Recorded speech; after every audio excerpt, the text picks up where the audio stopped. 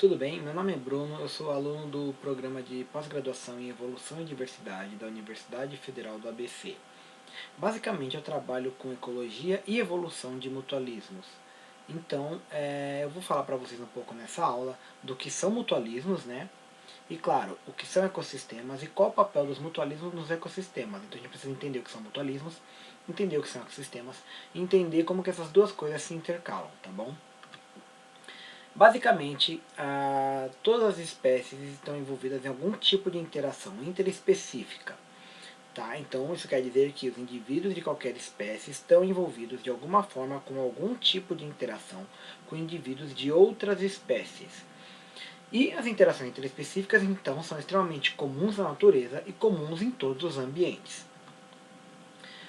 E a gente pode classificar as interações interespecíficas de acordo com o efeito dessas interações nas espécies, no qual a gente pode ter efeitos positivos, onde a gente tem os sinais de mais, efeitos negativos, onde a gente tem os sinais de menos, ou interações neutras, onde a gente tem o zero.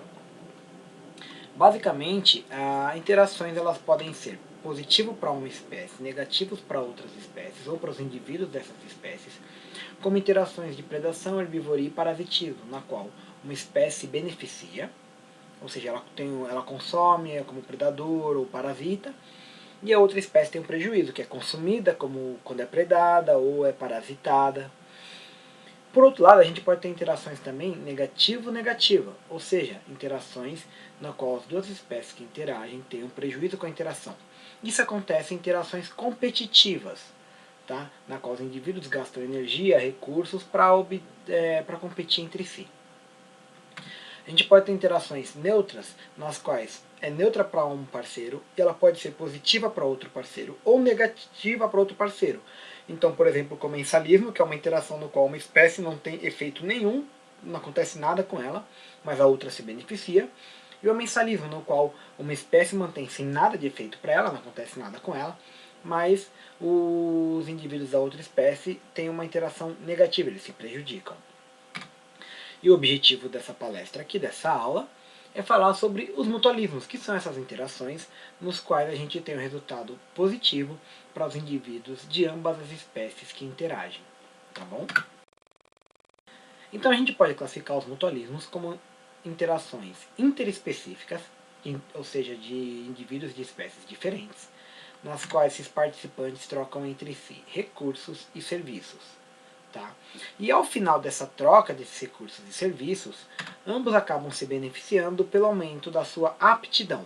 A aptidão nada mais é uma medida de sucesso do indivíduo, na qual pode ser contada como, por exemplo, o número de descendentes que ele deixa, os genes que ele transfere para a próxima geração. Tá bom?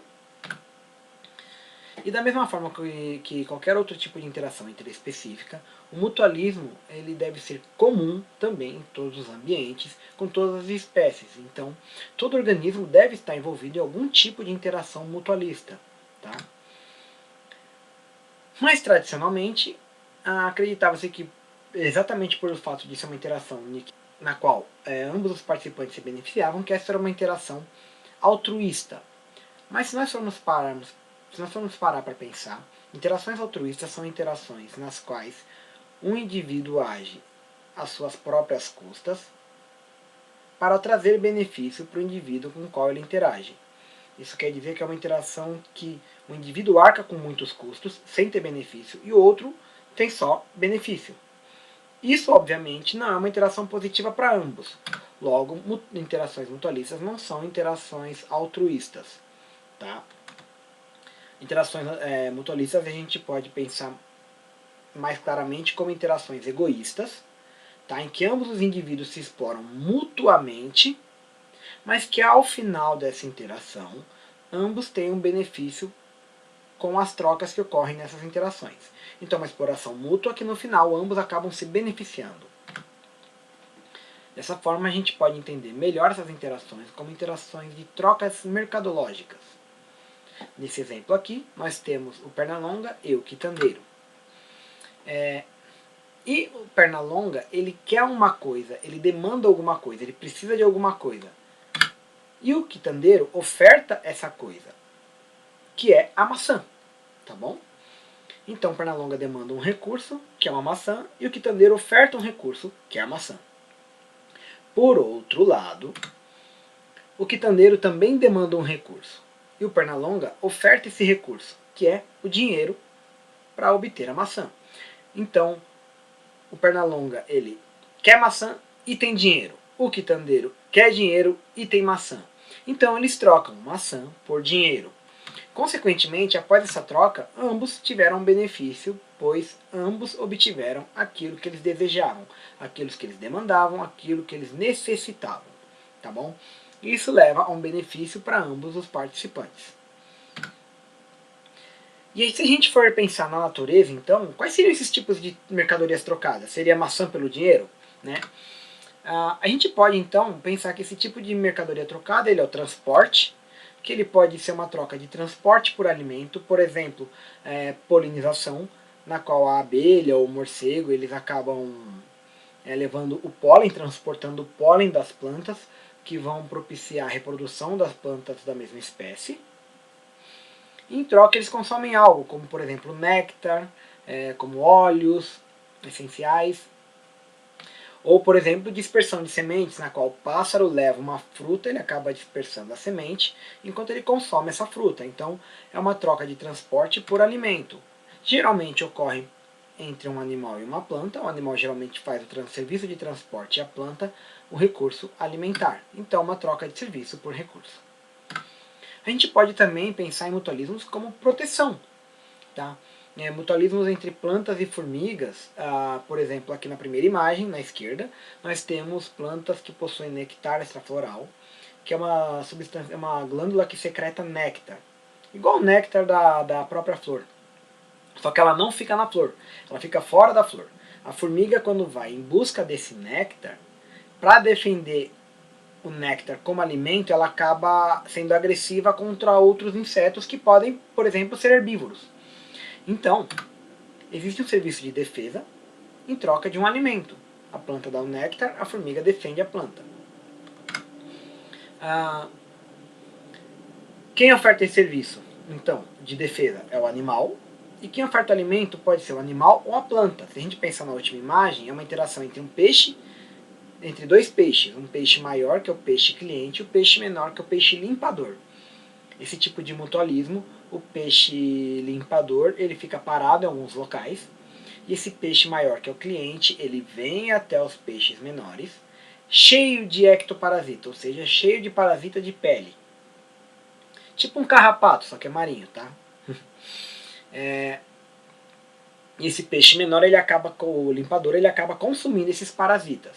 Então o peixe grande, o maior, o cliente, o que ele está fazendo? Ele está levando o alimento, que são os parasitas. E o peixe menor, o limpador, está prestando um serviço de defesa, que é comendo esses parasitas. Tá? Então, uma troca de serviço e recurso também.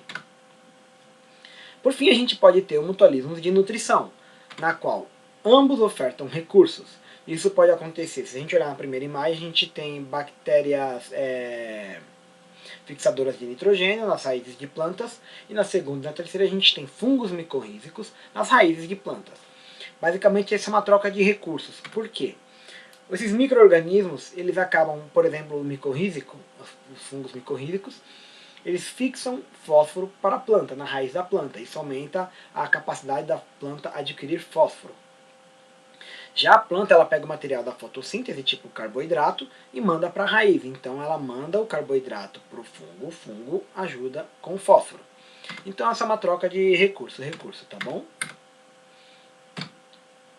Só que produzir e trocar recursos ou serviços envolvem custos. Exemplo do Pernalonga e do quitandeiro, o Pernalonga, para obter a maçã, ele teve que comprar essa maçã. O quitandeiro, na pior das hipóteses, teve que colocar as maçãs ali, isso gasta energia, ele teve que comprar a maçã, tá bom? Então tem um custo para ambos os participantes. Se a gente pensar na imagem da esquerda, uma planta secretando néctar na flor, e produzir néctar é custoso. Aí tem água, aí tem açúcares que a planta produziu, então ela gasta energia, gasta nutrientes, gasta recursos para produzir esse néctar que vai ser consumido pelos parceiros dela, como a abelha polinizadora. Na imagem da direita de baixo, a gente tem uma formiga carregando uma semente. Isso é um serviço de dispersão, também é um serviço de transporte.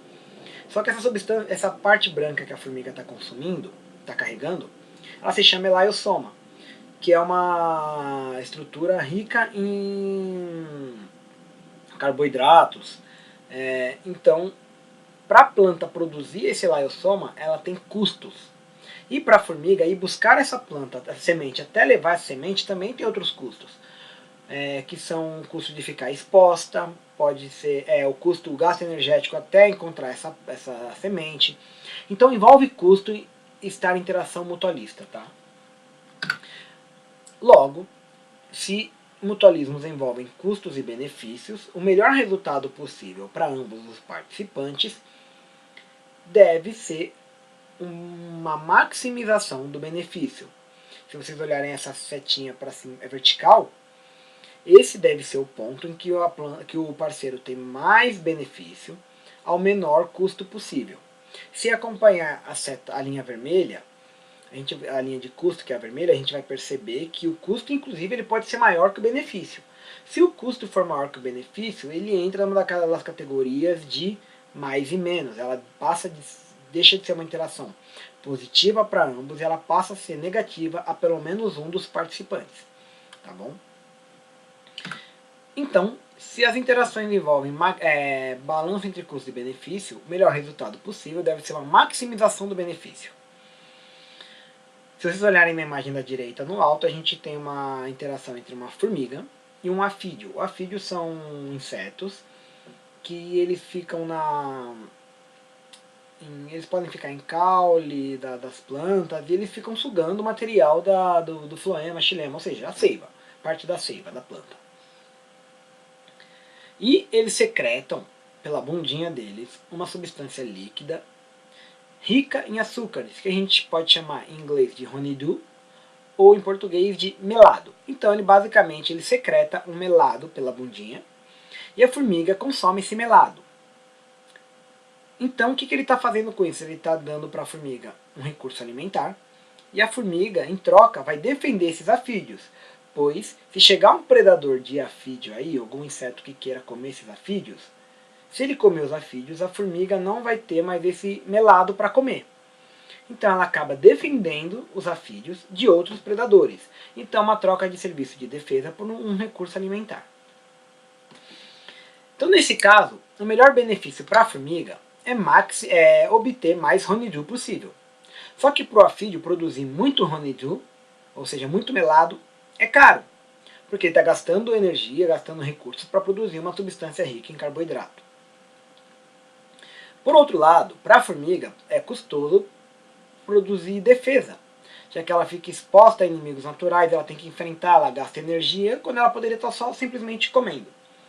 Mas para o afídeo é bom ter defesa, porque significa que eles vão sobreviver, basicamente isso. Então, olhando por essas setinhas, a gente consegue entender que o que é bom para um, não necessariamente é bom para o outro. Produzir o melado para as formigas é bom, para os afídeos não é tão bom. Para as formigas, ofertar defesa não é bom, e para os afídeos é muito bom. Então, isso deve gerar um conflito de interesse entre esses indivíduos, pois o que é de interesse para um pode não ser para o parceiro. Tá? Então, se a gente tem uma geração de conflitos de interesse, se a gente tem uma variação no quanto esse benefício ele pode variar ao longo de uma contínuo de custo e benefício, essa caracterização do efeito da interação para mutualismos, como categorias positivo-positivo, com o mesmo sinal de positivo para ambos, pode não ser o melhor. Mas algo mais contínuo pode ser melhor para a gente poder classificar ou adequar os mutualismos. Isso porque, se vocês olharem na linha de cima, é o efeito da espécie A, e na linha de baixo é a espécie B. O resultado ele pode ser extremamente positivo para a espécie A, sendo negativo para a espécie B. E o oposto também é verdade, extremamente positivo para a espécie B e negativo para a espécie A. Mas os mutualismos parecem estar no meio do caminho, no qual a interação ela tem custo, então ele não é tão positiva assim, mas ela continua sendo melhor do que não ter interação. e ela é mais contínua. Tá? Então o sinal de mais ele é um pouco menor do que o mais quando você leva um prejuízo para uma espécie, mas mesmo assim ambas as espécies se beneficiam dessa interação. Então, a gente pode classificar o mutualismo de acordo com alguns critérios, como o de serviços trocados, que foi o que a gente mostrou, como serviço de transporte, de nutrição, de defesa. Mas a gente também pode classificar os mutualismos de acordo com o nível de especialização, no qual a gente tem os mutualismos especializados, na qual uma espécie tem uma espécie parceira. Então, o indivíduo interage apenas com uma espécie parceira. Na imagem da esquerda a gente tem uma maieta, que é uma planta, e as formiguinhas aqui são a feidole. Basicamente essa maieta ela tem uma estrutura na folha que permite às formigas fazerem o ninho delas dentro dessa folha. Então as formigas acabam morando nessa folha, nessa planta, e defendem a planta como se elas estivessem defendendo o próprio ninho. Na imagem de baixo a gente tem uma lula, e essa lula ela é coloridinha assim exatamente porque ela interage com bactérias bioluminescentes, ou seja, são bactérias que dão essa coloração para a lula. Então essa é uma interação específica, na qual uma espécie interage só com uma espécie parceira. Mas a gente também pode ter um mutualismo generalizado, como por exemplo a interação entre plantas e formigas, igual de nectar floral, igual eu falei anteriormente, ou por exemplo o mutualismo de polinização, como beija-flores, abelhas e plantas, na qual várias espécies interagem entre si com várias espécies. Então você pode ter um monte de espécie de polinizador visitando um monte de espécie de planta. Hoje a gente sabe que a maioria dos mutualismos está no meio do caminho, nem muito especializado, nem muito generalizado. Apesar que existam alguns mutualismos muito especializados e outros muito generalizados, a grande maioria que a gente conhece na natureza estão no meio do caminho, não são nem muito à esquerda nem muito à direita. E a gente também pode classificar de acordo com o número dos parceiros, que depende da obrigatoriedade dessas interações, na qual um mutualismo ele é obrigatório quando um indivíduo depende da espécie parceira para sobreviver ou para reproduzir. Aqui nesses exemplos, à esquerda a gente tem uma iuca, que é uma planta, e a mariposa da iuca. E na imagem da direita a gente tem um figo e a vespa do figo. Basicamente esses mutualismos são obrigatórios porque ambas as espécies dependem da outra para sobreviver ou reproduzir. Por exemplo, no caso da iuca e da mariposa da iuca, a iuca é polinizada só por essa mariposa. E essa mariposa, quando poliniza a planta, ela coloca ovos dentro da flor da iuca. E esses ovos vão eclodir, ou só coloca ovos dentro da flor da iuca. Então, a mariposa depende da iuca para sobreviver e reproduzir, principalmente para reproduzir, e a iuca também depende da mariposa ou para sobreviver ou para reproduzir. Mas a gente também pode ter mutualismos facultativos, que os indivíduos não necessariamente precisam dos parceiros para sobreviver ou reproduzir, mas simplesmente eles se saem melhor, ou seja, eles têm um sucesso maior, quando esse parceiro está presente. Tá? Como, por exemplo, nos casos de mutualismos de dispersão de sementes entre plantas e formigas, ou mutualismos de limpeza, que são dois exemplos que eu já falei. Esse aqui não é com peixe, é só com camarãozinho, tá bom? E uma moreia.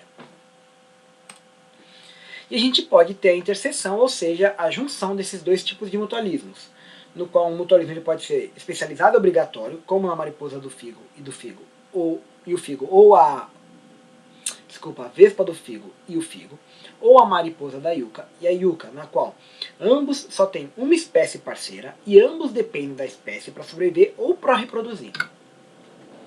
A gente pode ter um mutualismo especializado e facultativo, na qual os indivíduos têm apenas uma espécie com a qual elas interagem, mas ele é facultativo porque não necessariamente eles precisam dessa espécie para sobreviver ou para reproduzir.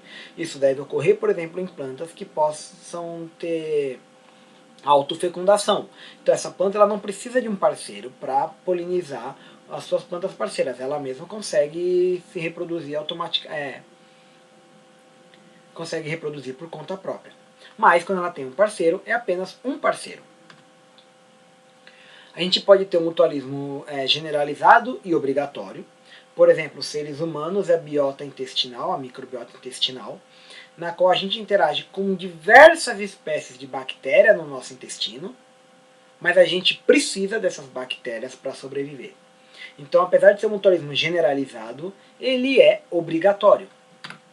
E a gente tem os mutualismos generalizados e facultativos, que eu chamo de festa do caqui, que ninguém é de ninguém. Em que a gente tem vários indivíduos interagindo com várias espécies de parceiros, mas nenhum deles necessariamente precisa dos parceiros para sobreviver ou reproduzir. Tá? Dito isso, a gente chega na próxima parte da palestra, que é qual o papel dos mutualismos nos ecossistemas. Até então, quando a gente fala de mutualismos, a gente fala no nível de comunidade, que é basicamente essa terceira bolinha na qual a gente tem interações entre populações de espécies diferentes. Tá?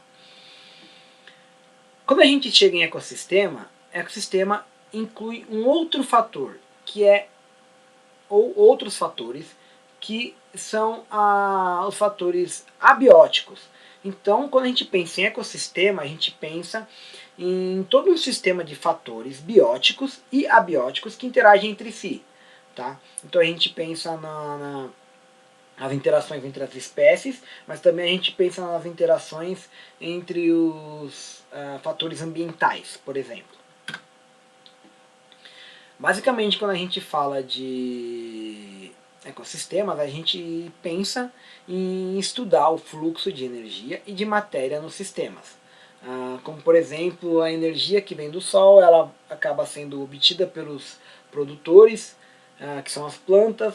Uma parte dessa energia vai para quem é herbívoro e consome essas plantas, uma parte dessas plantas perdem para o ambiente, uma parte que vão para as partes mortas das plantas vão para os decompositores, esses decompositores transformam em calor, os consumidores primários, os consumidores secundários. Então é como que a energia e a matéria produzida devido a essa energia vão fluir dentro de todo um sistema de interações entre espécies e fatores ambientais. Se a gente pensa no papel dos mutualismos nos ecossistemas, a gente tenta entender então como que os mutualismos afetam esse fluxo de energia e de matéria no ecossistema. Tá? E a gente pode pensar nisso de duas formas, numa forma teórica ou numa forma prática. Quando a gente pensa na forma teórica, a gente tenta entender como que os mutualismos afetam esse fluxo de energia e matéria no ambiente. Se a gente pensa de forma prática, a gente tenta utilizar os mutualismos de forma que ele afete propositadamente o fluxo de matéria e energia nesses ambientes. Então, pensando no viés teórico, basicamente a gente pode ter exemplos de como esses mutualismos afetam a produção de energia e matéria, o fluxo de matéria e energia em plantas. As plantas acabam fazendo a fotossíntese, isso vem da energia que elas obtêm, da energia luminosa, de outros recursos ambientais, como água. E elas acabam, todo esse material que é produzido, elas podem enviar para as raízes. Dessas raízes, grande parte desse material, por exemplo, carbonos, carboidratos, eles vão se espalhar pelo solo, se beneficiando organismos que estão no solo. Dentre eles, fungos micorrízicos ou bactérias nitrificantes, tá? Que são fixadores de nitrogênio. Então, essa energia produzida pelas plantas, esse fluxo de energia e de matéria, ele acaba sendo transferido para os fungos micorrízicos, os fungos. Então, os fungos também, por sua vez, grande parte do que eles pegam, como os fósforos e nitratos, eles acabam levando para a planta. Então, matéria, como fósforo, como carboidrato e energia, elas acabam sendo transferidas de baixo do solo para cima do solo e de cima do solo para baixo do solo. Isso, consequentemente, beneficia toda uma cadeia de animais e de organismos que vivem embaixo do solo e acima do solo. A gente pode pensar em dispersão de sementes, por exemplo. Basicamente, quando a gente pensa em dispersão de sementes, as plantas elas alcançam novos ambientes ao terem suas sementes dispersadas. Então, uma espécie de planta, quando ela tem essa semente dispersada, significa que ela tem um descendente seu indo para outro local. Isso afeta completamente a dinâmica do fluxo de matéria e energia, desde o ambiente de origem até o ambiente repositório, ou seja, o ambiente novo. Por quê? Matéria que não tinha no ambiente novo, acaba de chegar. Matéria que tinha no ambiente novo acaba de sair. Consequentemente, você tem uma alteração, uma troca de energia também, não só de matéria. Logo, a gente tem uma alteração no fluxo de energia e de matéria, tanto dentro de cada um dos ambientes, como entre ambos os ambientes. A gente pode pensar também em mutualismos de defesa, na qual as formigas defendem a planta contra os inimigos naturais, e as plantas recompensam essas formigas com néctar floral. Logo, grande parte da energia ela acabou de passar das plantas para as formigas. Então ela passou de uma parte na cadeia trófica, que é o produtor primário, para o consumidor secundário, que são as formigas, elas são predadores. Tá? E também a grande parte da energia que as formigas produzem, como por exemplo, ao defender as plantas, elas acabam carregando os herbívoros, as presas delas para os ninhos, elas acabam deixando cair matéria, partes dos corpos desses organismos que são predados pelas formigas, que vão ser decompostos, então você está alterando de novo o fluxo de matéria e energia dentre níveis do solo, mas também entre níveis da cadeia trófica. E quando a gente pensa num viés prático, a gente pode pensar em serviços ecossistêmicos. Tá? Basicamente, serviços ecossistêmicos são os múltiplos benefícios fornecidos pelo ecossistema aos humanos. Tá? E quando a gente pensa em serviços ecossistêmicos, eles são serviços apenas enquanto suportam o bem-estar humano. Então qualquer serviço que possa ser feito pelo ambiente, como produzir água, sombra pelas árvores, tudo isso, enquanto eles suportam o nosso bem-estar, eles são considerados serviços ecossistêmicos. E isso é uma visão antropocêntrica, na qual a gente considera que aquilo é um serviço, enquanto ele realmente faz algo para nós. Tá? E a nossa percepção então ela muda, porque a valoração dada a cada um dos serviços ecossistêmicos é dinâmica. O que hoje a gente pode considerar um serviço, no futuro a gente pode não considerar mais como um serviço. Ou algo que a gente não considerava um serviço pode ser considerado um serviço. Por exemplo, a gente pode pensar numa escala de tempo na qual a gente não acreditava que ficar olhando para as plantas era bom. Mas tem gente que gosta. E hoje se dá valor a isso. Então, simplesmente pelo fato de ser agradável olhar para uma planta, pode ser considerado um serviço, porque ela traz um valor para as pessoas que gostam disso. E os serviços ecossistêmicos, eles sempre estiveram presentes na história humana. Desde antigamente, quando os apicultores cultivavam abelhas para produzir mel. Só que esses serviços ecossistêmicos eles foram ampliados ao longo do tempo. E hoje a gente tem diversos serviços, a gente tem mel industrializado, a gente tem próprio fungos micorrízicos produzidos industrialmente. Tá? Então a gente sabe que hoje, com essa ampliação dos serviços ecossistêmicos, eles são responsáveis por um ganho médio mundial de mais de 33 trilhões de dólares. Tá? Esses valores são de 2004, então basicamente esse valor deve ser muito maior hoje em dia. E a gente pode pensar então nos mutualismos, como algum exemplo, para a produção agronômica, na qual a manutenção de floresta para aumento da produtividade agronômica. Saiu um estudo por Demarco e Coelho em 2004, que eles viram que em áreas de plantação de café que tem a floresta natural próxima às plantações, o café tem uma produtividade, ou seja, tem mais produção de café em até 14,6% do que em áreas que não tem floresta próxima. Isso pode ser explicado simplesmente pelo fato de quando você tem floresta próxima, você tem abelhas polinizadoras. Então essas abelhas elas devem polinizar o café, o que aumenta a reprodução do café, aumenta a produtividade de frutos produzidos pelas plantas. Então manter áreas florestadas próximas a regiões de produção de café tem um ganho positivo financeiro com isso, tá bom? A gente pode pensar também como conservação. Conservação é algo que não era pensado antigamente, mas hoje se pensa muito. E por mais que alguns ambientes possam trazer valores financeiros, como no exemplo anterior, no qual manter uma área florestada próxima à plantação de café pode ser benéfico economicamente, elas simplesmente podem ser boas porque podem melhorar a qualidade do ar, ou simplesmente por trazer uma espiritualidade para as pessoas sentarem embaixo de uma árvore.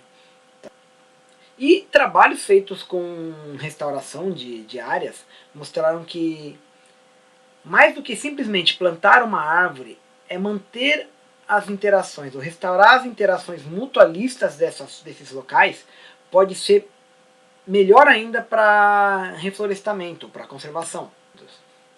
Moore e colaboradores, em 88, eles viram que em locais que você mantinha os fungos micorrízicos, a massa de matéria foliar seca, ou seja, a quantidade de folha produzida pelas plantas sobre o solo foi maior. Então eles fizeram um experimento que eles mataram todos os fungos, eles fumigaram, que é basicamente colocar inseticida, fungicida no solo, e um ambiente que eles não fizeram isso. Eles perceberam que depois de replantar, os ambientes que os fungos eram mantidos, a produção das plantas foi maior. Se você tem mais produção, você tem mais matéria sendo produzida, você tem mais energia, mais energia nesse ambiente, isso implica que você tem maior produtividade e, consequentemente, o processo de reflorestamento ele é acelerado. Tá? Então, manter os parceiros mutualistas pode ser mais benéfico do que simplesmente replantar plantas em ambientes que você não tem mais os parceiros mutualistas. Basicamente, como eu mostrei, a gente pode entender como as interações podem afetar as dinâmicas dos ecossistemas, ou seja, como essas interações podem afetar a taxa com que existem alterações nesses ecossistemas, a velocidade ao longo do tempo com que essas alterações podem ocorrer. E a gente pode então imaginar como perder esse tipo de interação mutualista pode afetar o funcionamento dos ecossistemas, como por exemplo perder fungos micorrízicos em áreas de reflorestamento. Como que isso pode afetar a capacidade desse ambiente se reestruturar? Ou ainda, perder algumas espécies pode ser tão ruim assim? Talvez manter algumas espécies e perder outras possa ter uma alteração nessa dinâmica desse ecossistema. Então a gente precisa entender como que isso funciona para a gente poder agir de maneira adequada sobre isso.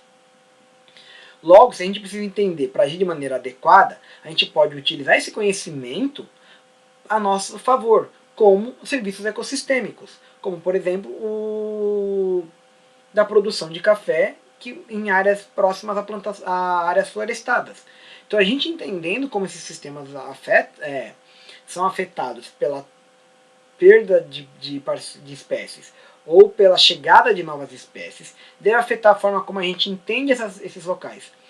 Entender a chegada de espécies ou a perda de espécies pode fazer aumentar nossa capacidade de tratar os mutualismos como serviços ecossistêmicos, ou seja, como levar essas interações nesses ambientes ao nosso favor. E isso, obviamente, tem implicações para a conservação, uma vez que, se eu entendo que manter uma área florestal próxima a uma área de produção ou próxima à cidade pode ser mais benéfico do que simplesmente derrubar esses locais ou eliminar algumas espécies, além dos benefícios financeiros que a gente pode ter benefícios diretos com a conservação desses locais. Então o que eu quero mostrar aqui, que eu mostrei nessa aulinha, foi que os mutualismos são interações de exploração mútua, em que ambos os participantes podem se beneficiar mutuamente, tá? Não é aquela interação fofinha, bonitinha, não. Uma espécie explora a outra, mas no final ambos se beneficiam, né, devido às trocas. A gente viu que os mutualismos eles podem enriquecer o fluxo de matéria e energia nos ambientes, eles podem aumentar o quanto a energia e a matéria fluem em ambientes de acordo com os serviços que eles colocam nesses ambientes. E aí a gente pode também entender como utilizar esses tipos de interações ao nosso favor. Tá bom? E aqui os agradecimentos a quem financia minhas pesquisas, a CAPES, a Universidade Federal do ABC, ao Programa de Pós-Graduação em Evolução e Diversidade, a Unifesp de Diadema, que é onde eu fico, e ao meu grupo de estudos de mutualismos, tá bom? O GEMUT.